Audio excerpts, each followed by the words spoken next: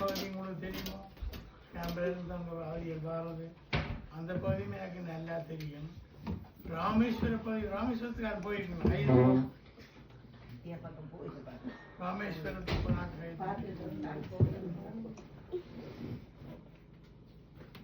ராமேஸ்வரம் நான் போயிருக்கிறேன். ராமேஸ்வரத்தில் பஸ் சர்வீஸே இல்லை, பஸ் சர்வீஸ் இல்லை. அந்த பகுதிகள் அந்த நாட்களில் ஊழியம் செய்த பகுதிகள். ராமேஸ்வரத்தில் அவர்கள் பெஞ்சமின் அவர்கள் குடும்பத்தை அப்படியே கொண்டு வந்து ராமேஸ்வரத்தில் அகதியாக வச்சிருந்தார்கள். நாளைக்கு சுமார் 40 வருஷம் இருக்குமா என்று சொல்லி அதுக்கு இடப்பட்ட காலமாக தெரிய இல்லை. அவர் சரியாக சொல்லக்கூடியதாக இருக்கும். அந்த காலத்தில் வந்த பொழுது இங்கே வந்தார்கள், இங்கே அவதியை கொண்டு வந்தார்கள். இங்கே கொண்டு வந்து அவர்கள் அவதியாக எல்லாரும் சேர்ந்த பொழுது அவருடைய ஹிந்து பேக்ரவுண்ட்லேருந்து வந்தது தெரிய இல்லை.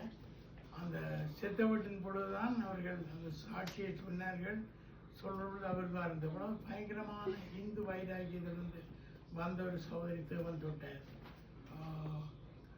தாம் பெஞ்சமின் அவர்களோடு 40 வருஷத்துக்கு முதலே அந்த யாழ்ப்பாணத்தில் ஊழியம் செய்யக்கூடியதாக இருந்தது. என்னோட வந்து அவருடைய இல்லத்துக்கு எல்லாம் பல தடவைகள் சென்றிருக்கிறேன்.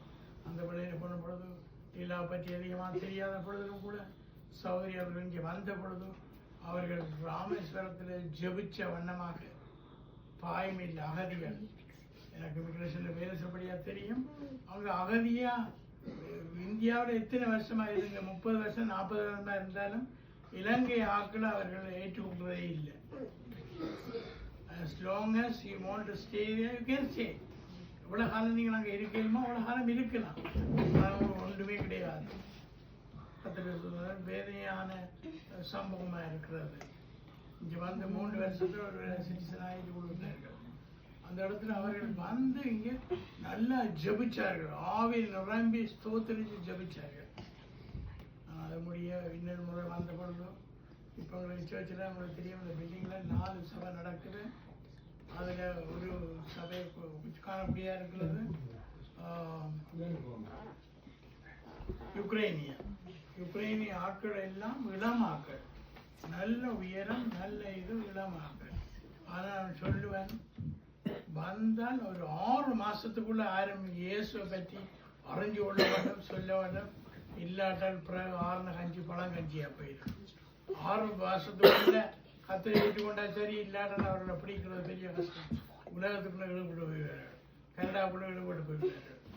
லீலா பெஞ்சமினும் பிள்ளைகளும் வந்த பொழுதும் நல்ல ஆவியில் நிறைஞ்சு ஜபிச்சார்கள். ஏன் தெரியுமா?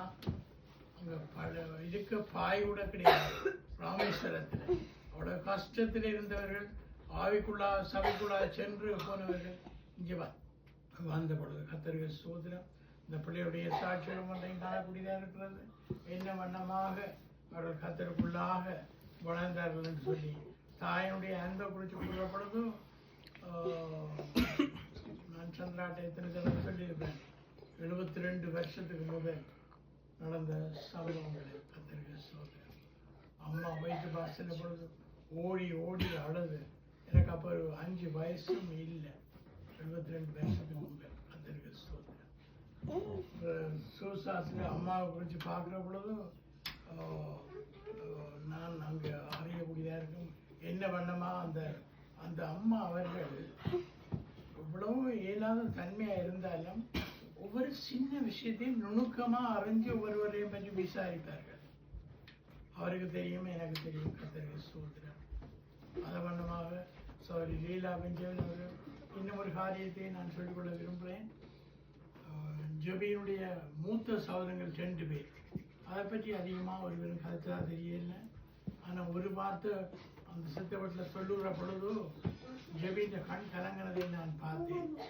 என்னென்றால் ஜபியினுடைய ஒரு சகோதரன், உங்களுக்கு தெரியும், முல்லைத்தீவு பகுதிகளில் அங்கே எத்தனை பேர் என்ன கொண்டாடுறார்கள்? இங்கே மாவீரர் தினமன்று இப்போ வந்தவர்களும் சொல்லுகிறார்கள். சும்மாவோ தெரியாது, ஆனால் காணக்கூடியதாக இருக்கிற அந்த மகனை உண்ட காணல்ன்ற உடனே அவன் நம்ப இல்லை. சௌரி லீலா பெஞ்சமின் நம்ப இல்லை. எந்த மகன், எந்த மூத்தமா இன்னும் உயிரோடு இருக்கிறார் சொல்லி கத்தருக்கு சொல்ற எந்த தாயின் உள்ளம் இந்த பிள்ளை இல்லைன்னு சொல்லி சொல்ல மனம்பர் அது சொல்ற பொழுது ஜெபிந்த கண் கலங்கினதை நான் பார்த்தேன். மற்ற காணக்கூடிய இருக்கிறது மற்ற மகன், இன்னொரு மகன், இங்கே இருந்த மகன் அவர் என்ன செய்வாருன்னா, இந்த பிலிப்பினோ சர்ச்சஸோட போயிட்டு பிளமண்டன் மெட்ரோவுக்கு முன்னால் இல்லாமல் கிட்டார் அடித்து பாட்டி பாடி சாட்சி வருவார். கத்தருக்கு ஸ்தோத்திரம். அந்த மகனும் விபத்தில் இழந்து விட்டார்.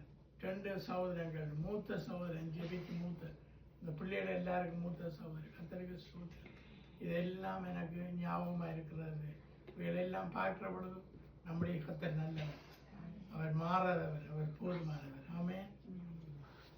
நான் கேட்டுக்கொண்டு நான் அமெரிக்காவிலிருந்து நியூ ஜெர்சியிலிருந்து வந்திருக்கிற அருமையான சகோதரர் ஜெபிக்காவுடைய சகோதரர் கோயிலில் சபாத்தியில் பிடிச்சோம் பண்ணுவேன்.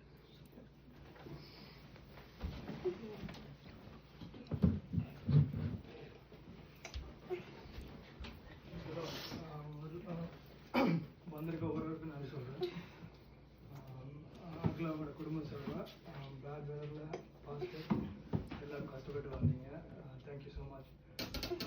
இந்த நாள் வந்து ஆண்டி அவங்களோட 31வது நாளாக நாங்கள் நினைவு கூறுகிறோம். ஒரு மனுஷனோட வாழ்க்கையை பார்த்தீங்கன்னா, அவங்க வாழ்கிற நாட்கள், இந்த பூமியில் வாழ்கிற நாட்கள் வந்து ஒரு லிமிட்டடாக இருக்குது, ஒரு ஃபைனைட்டாக இருக்குது. ஆக பலத்து மீதியால் வந்து கொஞ்சம் கூட வாழலாம்னு சொல்கிறாங்க. ஆனால் எல்லாருக்கும் ஒரு முடிவு வருது. அந்த வாழுகிற நாட்கள் இருக்குதானே, அதில் ஆண்டவரோட நீங்கள் எப்படி இருக்கிறீங்க, மற்ற மனிதர்களை நீங்கள் எப்படி நடத்துறீங்க, இது மாத்திரம்தான் வந்து கடைசி நாட்களில் எல்லாரோட மனதிலையும் வந்து பதிஞ்சிருக்கும். மற்ற காரியங்கள் எல்லாம் மறந்து போயிடும். அவங்க செய்த தீமை கூட மறைந்து போயிடும், மன்னிச்சிருவாங்க, மறந்துடுவாங்க. ஆனால் நீங்கள் செய்த நன்மை இருக்குதானே, அந்த செய்கிற நன்மைகளை வந்து ஆண்டவர் என்ன செய்யறாராம், நித்தியத்திலே வந்து ஆயத்தப்படுத்தி வச்சிருக்காராம். ரட்சிக்கப்படுற ஒவ்வொருவருக்கும் நீங்க இந்த நற்காரியங்களை செய்யணும், இந்த வழியில் நீங்க வாழணும்னு சொல்லி நித்தியத்திலேயே வந்து ஆண்டவர் வந்து அந்த நற்கிரிகளை வந்து ஆயத்தப்படுத்தி வச்சிருக்காருன்னு சொல்லி வேதத்துல நாங்க படிக்கிறோம். பாத்தீங்கன்னா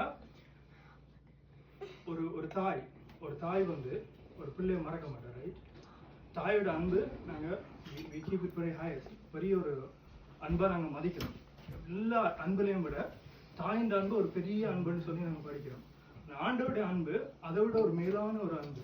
அதனாலதான் வந்து கர்த்தர் வந்து உங்களுக்கு நித்தியத்தை ஆயத்தப்படுத்தி வைத்திருக்கிறார். நித்தியம் என்று சொல்லி சொல்றது, இங்கே உள்ள பெயின், இங்கே உள்ள கவலைகள், இங்கே உள்ள துன்பங்கள் அதெல்லாம் அப்படியே மறைந்து போயிடும். அது ஒன்றுமே வந்து பாடியிலேயே வந்து ஒரு பெயின் இருக்காது, அவருடைய தோட்ஸ்ல கூட எந்த கவலையும் ஒன்றுமே இருக்காது. Everything will be perfect. அப்படிதான் இருக்கணும். எல்லாம் வந்து ஒரு முழுமையான ஒரு நிறைவுக்குள்ள ஆஞ்சி வந்து கடந்து போயிருக்கிறாங்க. ஆனா இங்க உள்ள நாங்க மனுஷர்கள் என்ன நினைக்கிறோம் சொல்லுங்க, அவருடைய கிருபை குறித்து வந்து நாங்க கவலைப்படுகிறோம். அவங்களுக்கு செய்த நன்மைகள், அவங்க எங்களுக்கு காட்டின அன்பு, அவங்களுக்கு காட்டின ஆதரவு, அவருடைய நாட்களை நினைத்து அந்த பிரிவினால வந்து நாங்க வேதனைப்படுகிறோம் இல்லையா. ஆண்டவர் வந்து எங்களுக்கு ஒரு கம்ஃபர்ட்டை கொடுக்குறார். இரக்கங்களின் பிதான்னு சொல்லி சொல்றாரு. கர்த்தர் காட் இஸ் அவர் கம்ஃபர்ட். ஆண்டவர் வந்து எங்களுக்கு இரக்கம் செய்கிறவராகவும் எங்களுக்கு ஆறுதல் செய்கிறவராகவும் இருக்காரு. சரியா? இதனால இயேசுடைய பிரிவு நாட்கள்ல வந்து அப்போஸ்தலர்கள் வந்து ஆண்டவரோட 3 வருடங்களா இருந்து வந்து அவரோட இருந்தவங்க, அவர் சிறுவையில் அறையிறத கண்டு ஜனங்கள் அவங்க எல்லாம் வந்து இதே விதத்துல வந்து அந்த பிரிவை உணர்ந்தாங்க. Jesus also felt that. ஆண்டவர் வந்து இயேசு வந்து இந்த பிரிவுங்கிற ஒரு அந்த கொடூரமான ஒரு இதை வந்து அவர் உணர்ந்தார். அதனால வந்து அவர் கடைசி நேரத்துல வந்து அவர் அப்போ யோவானில் வாசிச்சீங்கன்னா, கடைசி சாப்டர்ஸ் நீங்க வாசிச்சீங்கன்னா, அவரோட கூட இருந்த ஜனங்களை கூப்பிட்டு அப்போஸ்தலர்களை கூப்பிட்டு அவர் பேசுவார். அவர் என்ன சொல்லுவார், நான் போறேன், ஆனா நான் உங்களை தனியை விட மாட்டேன். அது செவன் சம்பாடி, நான் உங்களுக்கு ஒரு ஆறுதலை கொடுக்குறவரால் அனுப்புவேன், உங்களுக்கு வந்து ஒரு தேற்றரவான அனுப்புவேன், அவர் உங்களுக்கு உலகத்தின முடிவு படி இந்த மாதிரி அவர் உங்களோட கூட இருப்பார் அப்படின்னு சொல்லி சொன்னார். அது போல பரிசுத்த ஆவியானவர் எங்களை ஒவ்வொருவருடையும் கூட இருந்து இந்த நாட்களில வந்து என்னோட காயங்கள் எல்லாம், என்னோட மனதில் இருக்க வேதனைகள் எல்லாத்தையும் மாற்றி எல்லாருக்கும் மனதில் சந்தோஷத்தையும் சமாதானத்தையும் கொடுப்பா. நாங்கள் நன்றி செய்த நன்மைகளை குறித்து நாங்கள் பேசினோம். அந்த நன்றி எங்களோட இருந்த நாட்களில் நாங்கள் அனுபவித்த நன்மையான அனுபவங்கள் எல்லாத்தையும் குறித்து பகிர்ந்து கொண்டோம். It's a huge thing. அவ அநேக கவலையான வாழ்க்கையை வாழ்ந்து அந்த கணக்காரியங்கள் கடந்து வந்திருப்பா. ஆனால் அந்த சந்தோஷமான நினைவுகள் அவங்களுக்கு குறித்து கேர் பண்ண எல்லாம் வந்து எங்களோட இருக்கு. ரைட்? அந்த காரியங்களை வந்து ஆண்டவர் வந்து எங்களுக்கு மனதில் கொடுத்துருக்கிறதால ஆண்டவருக்கு நன்றி சொல்லுவோம். ஆண்டவருக்கு வந்து ஸ்தோத்திரம் சொல்றோம். அந்த அம்மா ஒரு நல்ல ஒரு சாட்சியான வாழ்க்கையை வாழ்ந்து நாட்களில் எல்லாருக்கும் ஆண்டவருக்கு உறுதியா இருந்து ஊழியம் செய்ததுக்காக கர்த்தருக்கு நன்றி சொல்லுவோம். Let's pray. இயேசுப்பா உங்களுக்கு நன்றி செலுத்துகிறோம். அப்பா உம்மை ஸ்தோத்திரிக்கிறோம் ஆண்டவரே. அப்பா நீங்க இரக்கம் உள்ளவரா இருக்கிறீர், நீர் கிருபை உள்ளவரா இருக்கிறீர் ஆண்டவரே, நீர் அன்புள்ளவரா இருக்கிறீர், நீர் மாறாதவரா இருக்கிறீர் ஆண்டவரே. அப்பா எங்களோடு இருக்கிறவராக எங்களுடைய வழிகள் எல்லாத்தையும் அப்பா நீங்க ஆர்டர் பண்ணுகிறவராக இருக்கிறீங்க. ஒவ்வொரு ஸ்டெப்ஸையும் இயேசுப்பா நீங்க வழி நடத்துகிறவரா இருக்கிறீங்க கத்தாவே. அப்பா நான் உங்களை அனாதைகளாக விடுவதில்லை என்று சொன்னீங்க இயேசுப்பா. அதே போல கத்தாவே எங்களை நீங்க கத்தாவே திக்கத்தவர்களாக விடுகிறதே இல்லை தேவனே. அப்ப நீங்க ஒவ்வொருவரிடம் இருந்தப்பா பலப்படுத்துறதுக்காக நன்றி செலுத்துகிறோம். பெஞ்சமின் பாஸ்டருக்காக ஜெபிக்கிறோம் கத்தாவே. அப்ப இம்மட்டு நாட்களாக முதிர் வயதிலும் கத்தாவே நீதிமானப்பா புஷ்டியும் செழுமையுமா இருந்தப்பா கண்ணி கொடுப்பான் என்ற வேத வசனத்தின் படியே உங்களுடைய ராட்சியத்துக்காக ஓடும்படியான பலத்தை கத்தாவே கொடுத்ததுக்காக அப்பா நன்றி செலுத்துகிறோம். இன்னுமாக பலப்படுத்தும்படியா ஜெபிக்கிறோம் அப்பா. அவருக்கு கொடுக்கப்பட்ட ஓட்டத்துல இயேசுப்பா ஜெயமாக ஓடும்படியான கிருபையும் பலத்தை உங்களுடைய ஊழியக்காரனும் கொடுக்கும்படியாக ஜெபிக்கிறோம் அப்பா. அந்தி அப்பா நீங்க பலப்படுத்தி கத்தாவே அப்பா உங்களுடைய சாட்சியாக வாழும்படியாக ஊழியங்களை அங்களோடு சேர்ந்து செய்யக்கூட கத்தர் கொடுத்த கிருபைக்காக நன்றி செலுத்துகிறோம் கத்தாவே. அவர் குடும்பத்துல இருக்க ஒவ்வொருவரையும் ஒப்பு கொடுத்து ஜெபிக்கிறோம் அப்பா. ஜெபியனா குடும்பங்களை ஒப்பு கொடுத்து ஜெபிக்கிறோம் கத்தாவே. ஜெபேக்கா குடும்பங்களை ஒப்பு கொடுத்து ஜெபிக்கிறோம் அப்பா. எஸ்தரமுடைய வாழ்க்கையெல்லாம் ஆண்டோட கரத்துல ஒப்பு கொடுத்து ஜெபிக்கிறோம் கத்தாவே. அப்ப ஒரு பிரைட்டான ஃபியூச்சரை கத்தாவே ஒவ்வொருவருக்கும் நீர் கொடுக்கும்படியாக ஜெபிக்கிறோம் அப்பா. அவருடைய இருதயங்களை ஆண்டோடைய அப்பா சமாதானம் நிரப்பும்படியாக ஜெபிக்கிறோம் கத்தாவே. அப்பா நீர் எல்லா விதத்திலும் நீர் மகிமை அடையும்படியாக ஜெபிக்கிறோம் கத்தாவே. அப்பா அந்த பூமியில நாங்க வாழுகிற வாழ்க்கை கத்தாவே உம்முடைய நாமத்துக்கு மகிமையாக இருக்கும்படியாக கத்த தயவு பாராட்டும்படியாக ஜெபிக்கிறோம் அப்பா. வந்திருக்கிற ஒவ்வொருவருக்காகவும் நன்றி செலுத்துகிறோம் கத்தாவே. அப்பா போக்கலும் வரத்திலும் கூட இருங்கப்பா. கடைசியில வீடு கடந்து போய் சேர்ற வரையில ஆண்டவர் பிரசனமும் தயவும் கூட இருக்கும்படியாக ஜெபிக்கிறோம் அப்பா. ஒவ்வொருவரையும் ஆசீர்வதையும் கத்தாவே தேவநாம எல்லா காரியங்களும் மகிமையடையும்படியாக ஜெபிக்கிறோம் அப்பா. நன்றியோடு ஸ்தோத்திரிக்கிறோம் இயேசுப்பா. இயேசு நாமத்தினால் ஜெபம் பண்ணி நிற்கிறோம் ஜீவனுள்ள நல்ல பிதாவே.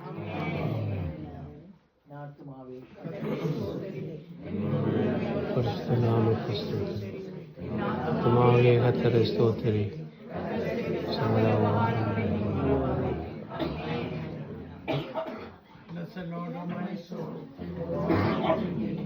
Bless his holy name. Bless the Lord, O my soul.